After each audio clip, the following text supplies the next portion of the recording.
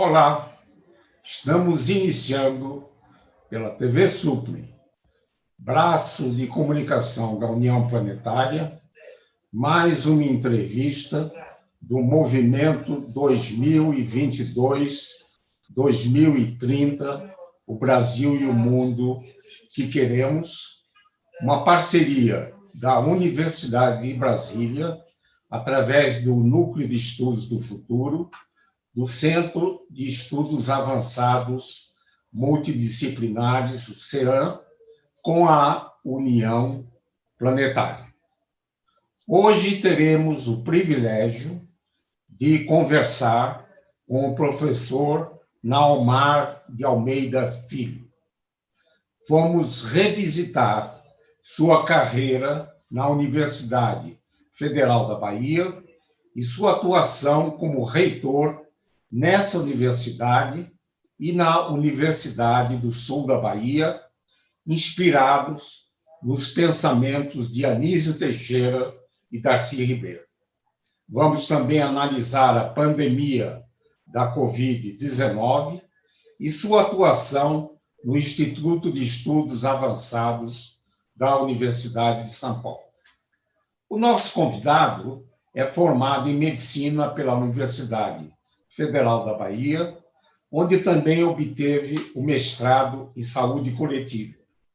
Tem doutorado pela Universidade McGill, no Canadá, e doutorado em Epidemiologia, Antropologia Médica, na University of North Carolina, também nos Estados Unidos. Tem também um pós-doutorado nessa mesma universidade. Foi professor visitante das seguintes universidades: Universidade da Califórnia, Universidade da Carolina do Norte, Universidade de Montreal e Universidade de Harvard. Foi professor titular de Epidemiologia da Universidade Federal da Bahia.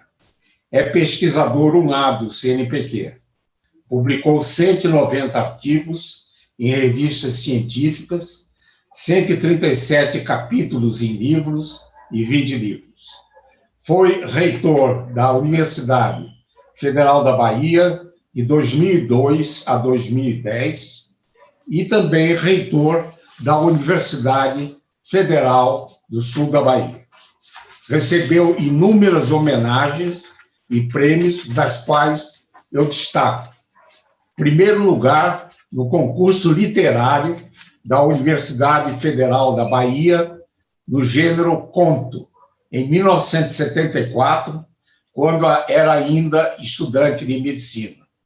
Doutor honoris causa da McGill University, Prêmio Internacional de Psiquiatria Social da Universidade de Saragoça, Espanha, e Prêmio Roche de Pesquisa sobre Depressão da Associação Brasileira de Psiquiatria. Atualmente é professor aposentado do Instituto de Saúde Coletiva da Universidade Federal da Bahia, onde atua como coordenador do Instituto Nacional de Ciência e Tecnologia e Inovação, Tecnologia e Equidade em Saúde. É professor visitante no Instituto de Estudos Avançados da Universidade de São Paulo, onde ocupa a Cátedra de Educação Básica, Itaú Social, desenvolvendo estudos sobre a relação entre universidade, educação, história e sociedade. Muito obrigado, professor Naomar Almeida Filho, por ter aceito ao nosso convite. Na minha primeira indagação, pediria para revisitar sua formação e suas atividades acadêmicas na Universidade Federal da Bahia.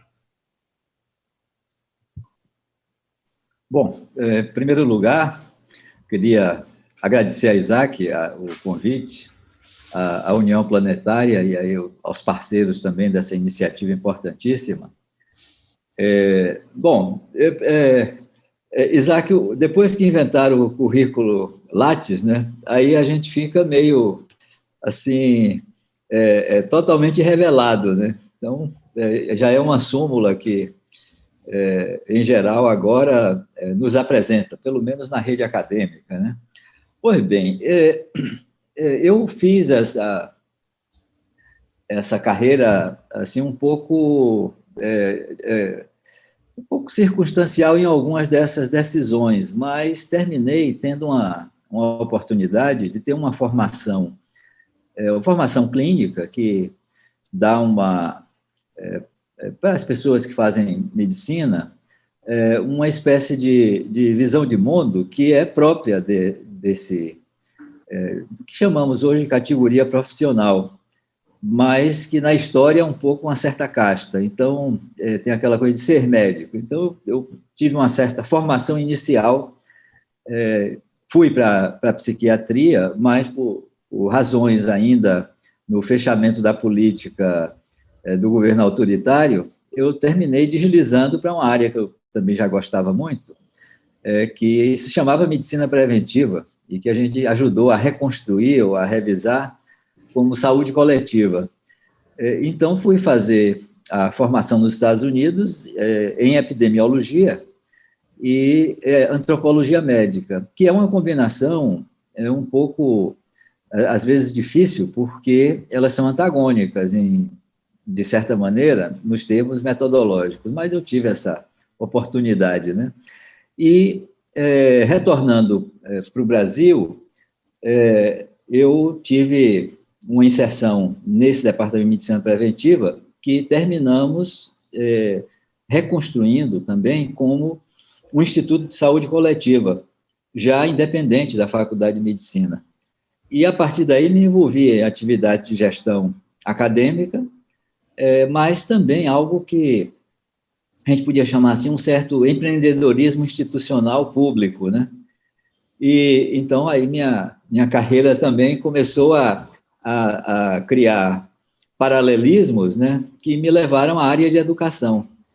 Então, quando eu estava num desses pós-doutorados ou sabáticos, né, eu acho que a palavra sabático até fica melhor, porque a bolsa termina sendo pós-doutorado, mas a gente cria aquela possibilidade de uma certa reciclagem, que eu fiz, busquei fazer isso sempre, né.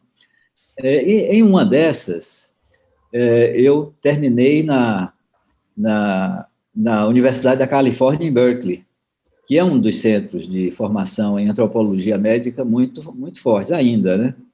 E 4 anos depois, na Universidade de Montreal e na Universidade McGill, são 2 universidades na parte latina do Canadá. Aí eu dizia brincando que eles também eram latino-americanos, né, os colegas, né? E tive a oportunidade também de reforçar um pouco esse lado, digamos assim, meta-epidemiológico. E quando retornei desse outro sabático que você mencionou, na Universidade de Harvard, terminei lançado como candidato a reitor da Universidade Federal da Bahia, isso em 2002, né? E foi uma situação que eu tive rapidamente que aprender o que é gestão universitária, e, a partir daí, o tema universidade realmente me apaixonou, me empolgou, e eu fui atrás, estudar um pouco. Aí eu tenho uma formação, nesse caso, muito autodidata e prática, né, nos temas de história e referências mais sociais e culturais da universidade. E foi isso que me levou, após a aposentadoria como professor de epidemiologia no Instituto de Saúde Coletiva, ao Instituto de Estudos Avançados. Eu participei de um grupo de trabalho sobre o futuro da USP, o futuro da Universidade Brasileira, e, a partir daí, terminei nessa posição de titular da Cátedra de Educação Básica, por um fato também que a principal indicação desse grupo de trabalho é que a Universidade Pública Brasileira, a USP em particular, mas as outras universidades todas, tem uma dívida histórica que não está sendo paga com o sistema de educação, o sistema público de educação. Eu diria assim que é aquela dívida que o Anísio Teixeira identificou na segunda década do século passado e que até hoje o sistema público de educação superior no Brasil tem dificuldades de cumprir esse compromisso histórico. Então, essa é uma súmula, assim, inclusive justificando até um pouco de algumas dessas derivações da minha carreira, que termina sem ser uma carreira de pesquisador e docente no foco típico de uma área. Isso tem me obrigado a continuamente estudar essa formação permanente, que eu creio que pode até me dar condições de pensar um pouco esse cenário nacional muito preocupante nesse momento da crise sanitária da pandemia da Covid-19. Professor Neumar, foi reitor da Universidade Federal da Bahia e também da Universidade Federal do Sul da Bahia, onde, principalmente nesta última, implantou novos paradigmas no ensino universitário. Poderia destacar essas inovações que estão, de certa forma, revivendo as ideias de Anísio Teixeira e Darcy Ribeiro? Bom, com prazer, né? E aí eu vou já pegar um pouco alguns pontos que eu levantei em relação à primeira questão. Eu assumi a Universidade Federal da Bahia, como praticamente todos os reitores de universidades federais, são muito poucos da área de educação. Os dirigentes são assim, desafiados a aprenderem gestão universitária enquanto são gestores, né? E, é claro, apliquei, onde pude, alguns dos temas do planejamento estratégico, e esse é uma perspectiva que a gente vai primeiro buscar um conhecimento da dinâmica dos problemas, né? E eu identifiquei na Universidade Federal da Bahia, que é uma instituição muito tradicional, em tese é a mais antiga universidade brasileira, que começa com a Faculdade de Medicina em 1808, e mais antigo ainda, o Colégio dos Jesuítas, que fazia formação superior, mas não tinha a defesa dos trabalhos de conclusão das teses, que eram feitas em Coimbra, né? Mas já desde o século XVI, XVII, nas fundações arqueológicas da própria Faculdade de Medicina estava o Colégio dos Jesuítas. Então, a tradição era muito intensa, muito forte, muito, inclusive, rígida, né? E a universidade era a única universidade pública federal, da rede federal, na Bahia inteira. E em toda a sua história, sediada em Salvador.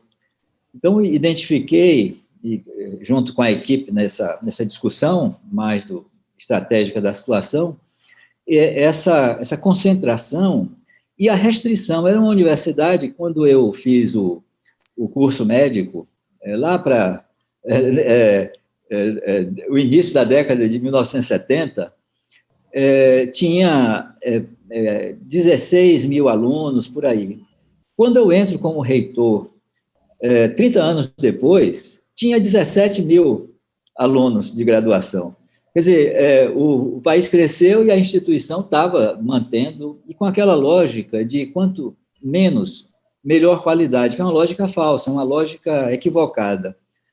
E a outra questão era a composição desse alunado, né? As tradições, as linhagens. Eu tive um professor que era bisneto do catedrático daquela mesma matéria, né? E o pai dele e o avô dele tinham sido catedráticos, né? E provavelmente o filho estava se preparando para isso. Eu peguei um exemplo extremo, mas essas linhagens de intelectuais orgânicos das engenharias, do direito, isso era muito comum. E, ao mesmo tempo, em um estado, que é a Bahia, com 85% da população negra, preta, e com toda essa referência popular, a gente tinha cursos na própria UFBA que tinha, digamos, 5%, 9% de pessoas que vieram da rede pública de educação, que é um certo indicador de condição socioeconômica, né? E muito poucos negros e pretos na universidade, né? Alguns cursos eram louros aí, né? Então, rapidamente a gente tentou com o que podia, também foi uma fase difícil, entre 2000 e 2005, a gente com o que podia ampliar e interiorizar a instituição. Então, meu primeiro mandato foi todo marcado por essas questões e a busca de soluções. Uma delas até ganhou uma certa notoriedade e fizemos praticamente em paralelo com a UNB, que foi implantar o regime de cotas. Na verdade, eram programas de ações afirmativas, né? E a gente fez isso. Em 2003 abrimos a discussão, 2004 prosseguimos, 2005 implantamos, e 2006 terminou meu primeiro mandato. E a preocupação passou a ser uma outra, Isaac, que universidade a gente iria oferecer para essa população, esse segmento da população que nunca tinha tido acesso à educação superior. E começamos a repensar o modelo de ensino. E aí foi aí que eu encontrei Anísio Teixeira. Já estava tudo respondido, as soluções já tínhamos, inclusive um teste muito robusto, um teste histórico muito robusto. Tão robusto que foi objeto de repressão duríssima do regime militar, da ditadura de 1964. E as ideias de Anísio a gente buscou aplicar todas, né? Conseguimos uma delas, que foram os bacharelados interdisciplinares. E aí já era aquele momento da expansão do Reúne, e fizemos um projeto Reúne muito ambicioso. Eu reconheço hoje que foi um projeto muito ambicioso. E esse projeto implantamos. A instituição tinha 3.000 entradas por ano para a graduação, passou a ter 8.000 entradas para a graduação. E a oferta principal era um curso que ele persiste, chamado Bacharelado Interdisciplinar, como, inclusive, primeiro ciclo para os outros cursos profissionais. É exatamente o desenho da UNB clássico, aquele desenho que foi implantado com os institutos gerais e depois as faculdades e escolas específicas. E que, aliás, a UNB recuou, né, na sua história, foi recuando do modelo anisiano original. A gente resgatou o modelo e implantamos. Então, o meu segundo mandato foi muito essa luta, foi uma luta difícil, porque, inclusive, segmentos da esquerda eram contrários, né, por causa da expansão. O Reúne era um modelo que expandia bastante, né? E aí, na Federal do Sul da Bahia, eu já tinha terminado o mandato na UFBA, fui convidado, em 2013, para implantar uma das 4 universidades novas do governo Dilma, no sul da Bahia, uma região que não tinha nenhuma oferta de educação superior federal. Aí foi interessante porque é uma das poucas universidades públicas brasileiras, junto com a Federal do ABC, que foi gerada sem ser agregação de faculdades isoladas ou institutos isolados e sem ser desmembramento de campus de outra universidade mais antiga. E tivemos a liberdade de avançar mais. E, novamente, Anísio Teixeira. O pessoal normalmente pensa Anísio em dupla com Darcy Ribeiro, mas havia algumas contradições no pensamento de ambos. Uma delas era a ideia anisiana da universidade no sistema de educação. Por isso que tem um certo equívoco, que até o Darcy fomentou esse equívoco, de Anísio teria pensado a UNB histórica, né, como uma universidade só de pós-graduação.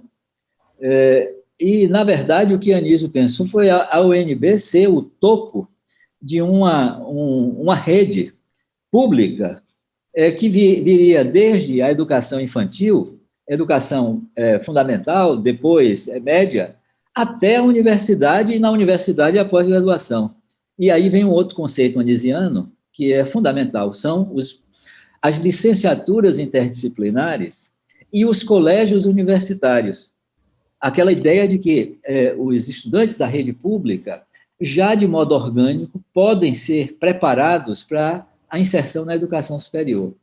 E aí nós implantamos, na Universidade Federal do Sul da Bahia, um modelo de colégios universitários, e chegamos a implantar 8 durante o meu mandato, e um sistema de formação em licenciaturas que não fossem as licenciaturas das disciplinas canônicas, e sim licenciaturas em grandes áreas, né?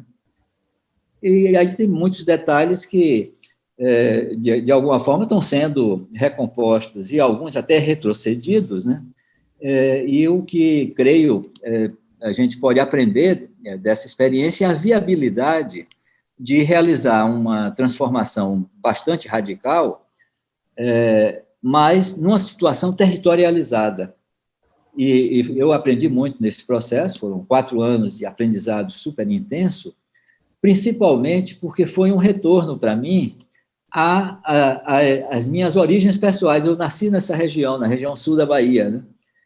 Então, foi uma oportunidade de aproveitar um pouco do conhecimento e recriar os laços da universidade, ou melhor, nem recriar, implantar essa nova instituição organicamente territorializada, quer dizer, respondendo a demandas do território. E aí fizemos, em 2015, um fórum social na região. Esse fórum social elegeu representantes de segmentos que não estavam dentro das universidades, indígenas, artistas de rua, marisqueiras, e pessoal do MST estava, mas também empresários, representantes dos sindicatos de hotelaria, que a região é muito conhecida por isso, os agricultores, mas também camponeses do cacau. Então, foi uma experiência também fantástica, e isso elegeu um conselho estratégico social da nova instituição. O conceito, aí já é um conceito, já é pós-anisiano, esse conceito, eu diria que tem uma influência muito forte do Boaventura de Souza Santos, que foi um parceiro, ajudou a gente a pensar a instituição, e muitas coisas, que eu não vou ter tempo de detalhar aqui, né, foram fantásticas, sabe? Mas eu só destaco 2. Uma é a criação de complexos integrados de educação, quer dizer, escolas do ensino médio público da região, que a universidade assumiu a coordenação pedagógica dessas escolas. Não são colégios de aplicação, são escolas da rede real, né? E o segundo foi a incorporação dos mestres de saberes da região como docentes na universidade, né? E aí, é claro, né, teve muita polêmica, continua tendo, né? E também nisso temos aí também uma parceria muito forte, né, com a UNB, o Zé Jorge e seu grupo nos ajudaram muito, e fizemos aí uma série de experimentos políticos, inclusive, né, e que hoje eu até faço uma avaliação. Foi tudo tão intenso, tão rápido, tão radical, que custou meu mandato na instituição, né? Eu não pude continuar mais na instituição, uma vez que se constatou que o corpo docente não estava convergindo com esse conjunto de iniciativas, né? Então é isso, eu me estendi um pouquinho, mas acho que entrei aí nos pontos mais importantes dessa questão. É uma maravilhosa aventura, né? Eu, que não tenho nenhum poder eclesiástico, já há pouco tempo, considerei que Naumar é um apóstolo do Anísio Teixeira, né? E essas sementes, elas vão se espalhar certamente para o Brasil e para o mundo, né? A professora Naumar atualmente já foi também epidemiologista, né? E qual é a sua visão do que tem sido feito no Brasil para o combate à pandemia da Covid-19? E qual a sua visão para a perspectiva em 2021? Eu tive essa chance de minha carreira me levar para essa área. Em um dos textos que eu busquei pensar esse campo da epidemiologia, eu chamei de ciência tímida. Antes era uma ciência desconhecida, as pessoas confundiam com epidemiologia só doenças infecciosas e até dermatologia, tinha um certo desconhecimento, e agora é moda, né? Todo mundo é epidemiologista, você abre a televisão e aparece sempre alguém dizendo que é epidemiologista. A pandemia trouxe uma centralidade, mas, aliás, isso já tinha ocorrido na pandemia de AIDS, e que ficou, de alguma forma, acomodada. Mas, nesse momento, na pandemia da Covid-19, a epidemiologia está, assim, bem na frente. E aí, pela epidemiologia, eu posso fazer uma avaliação e chegar a uma conclusão que muita gente já chegou, né? E muita gente está absolutamente convicto que nós somos a região do mundo onde se fez o experimento ao contrário, aquele experimento de tudo que não deve ser feito se fez aqui. Exatamente os modos que a ciência e as tecnologias advindas da ciência, e no caso da ciência epidemiológica, não foram empregadas de propósito, com uma visão distorcida e limitada do que é um fenômeno desse tipo. Uma epidemia, qualquer epidemia, mas uma pandemia em especial, é definida como um processo que transcende os limites da localização e os limites da disciplina. Tem, claro, uma doença nova, que essa, além de ser uma pandemia, foi uma pandemia, está sendo uma pandemia, do que a gente chama de uma doença emergente, que, em tese, não existia anteriormente. Se conhecia muito pouco sobre essa doença. Agora, esse conhecimento não foi aplicado no começo, porque, muito rápido, a ciência reagiu no mundo, é um dos exemplos históricos de resposta rápida, eficiente no mundo, mas entre nós, resposta lenta e sem efetividade, usando critérios que não são critérios técnicos. E alguns desses, inclusive, foram critérios que eu acho que fazem parte de uma política proposital, uma política deliberada de realizar aqui algo que nunca aconteceu no mundo, que é ganhar uma suposta imunidade coletiva, deixando a doença agraçar. O conceito de imunidade coletiva é um conceito antigo na epidemiologia, e muito vinculado à questão das imunizações, das vacinas. Nós ganhamos imunidade coletiva no Brasil em relação a pólio, em relação a sarampo. Agora, não por deixar pólio e sarampo graçar, mas sim por ter um dispositivo que foi inventado com rapidez. É o exemplo que em 9 meses você tem vacinas eficazes, assim, inédito do ponto de vista histórico, e chega essa vacina. Só que, novamente, eu não tenho uma perspectiva, digamos, assim, otimista nesse aspecto, porque chega a vacina com a indicação muito clara que ela vai ser para alguns segmentos da população e não para todos. E aí temos um elemento que talvez seja o ponto central da epidemiologia, que é o elemento da desigualdade. A pandemia chega num país muito desigual e, com clareza, os modos como as lideranças políticas e as autoridades sanitárias têm lidado com a questão está aprofundando essa desigualdade.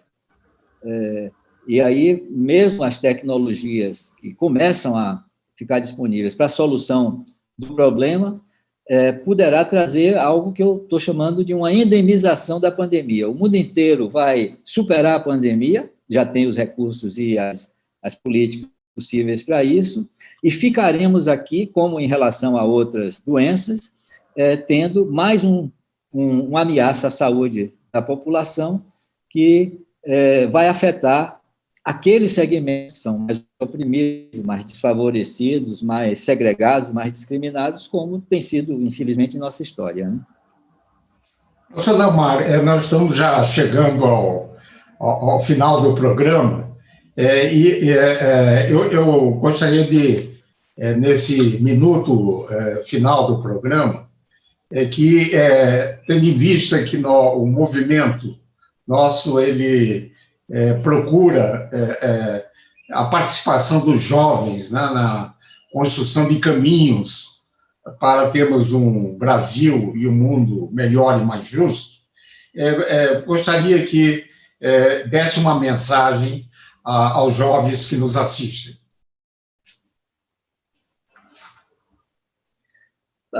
Fundamentalmente, buscar sensibilidade para a diferença e o trabalho solidário. Boa parte desses problemas que eu relatei aqui, principalmente em relação à pandemia, resultam de uma perspectiva individualista, imediatista, interesseira e muito egoísta. Mas os problemas do mundo, do planeta, são problemas coletivos, são problemas gerais, são problemas sistêmicos, e soluções individuais, focais, além de não serem soluções, contribuem para uma maior dificuldade de superar esse conjunto de problemas. E aí eu estou pensando, a questão ambiental é seríssima no mundo, a questão política, esses fundamentalismos, essas intolerâncias, esse mundo de ódio, é muito difícil viver nesse mundo. E a gente tem essa dívida de pensar o futuro, pensar o mundo dos filhos, o mundo dos netos, que precisa superar essas dificuldades, esses obstáculos que, infelizmente, estamos tendo ainda demonstrações de incapacidade de ir na direção dessa união planetária. Deixa eu terminar dessa maneira. E agradeço novamente toda aí a carinhosa acolhida e espero poder ter contribuído nessa discussão, Isaac. Sim, ela contribuiu de maneira fantástica. Eu tinha uma pergunta sobre a cátedra lá no Instituto de Estudos Avançados da USP, e queria combinar o seguinte, né? Que daqui ainda em 2021, você voltasse aqui para contar todas as iniciativas, né, virtuosas dessa cátedra, né? Eu mesmo tive a oportunidade de participar de um seminário, né, uma série de eventos de estudar o Anísio Teixeira, e fica, então, combinado uma outra entrevista para a gente explorar essas importantes atividades na Universidade de São Paulo. Muito obrigado, professor Naomar Almeida Filho, por essa interessante e importante conversa. Esse e outros programas do Movimento 2022-2030, o Brasil e o Mundo que Queremos, podem ser acessados no canal YouTube da TV Suprem. Eu agradeço a atenção de todos e todas que nos acompanharam e voltaremos a nos encontrar em uma próxima oportunidade. Até lá!